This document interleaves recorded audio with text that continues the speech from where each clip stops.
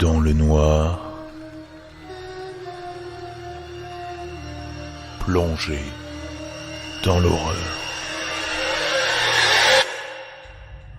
Bonsoir à toutes et à tous, court épisode bonus pour vous remercier sincèrement. En effet, cette semaine, j'ai mis en ligne une story indiquant que quelqu'un avait publié un avis sur Apple Podcast qui détruisait le podcast et mon référencement, et vous avez été nombreux à réagir en allant placer des bons avis pour contrer ce mauvais avis. C'est vraiment très appréciable. Vous le savez, pour mon référencement, je vous en remercie. N'hésitez pas si vous ne l'avez pas fait. Du coup, j'ai décidé de faire ce tout petit épisode bonus. J'espère que vous allez l'apprécier. Installez-vous confortablement dans le noir.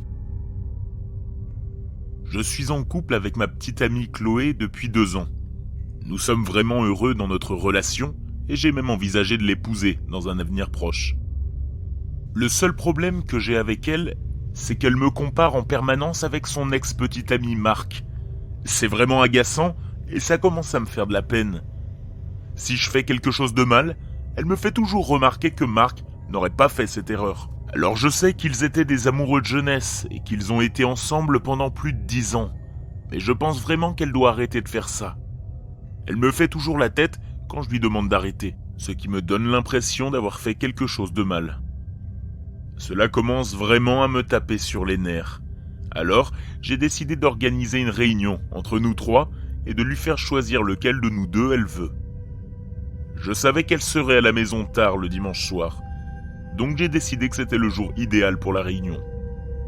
Marc et moi étions assis à la table de la cuisine quand elle est entrée. Je pouvais voir l'expression de choc sur son visage quand elle l'a vue. Elle s'est évanouie sur le sol et j'ai su qu'elle voulait Marc. J'ai décidé de rester à l'écart et de les laisser rester ensemble.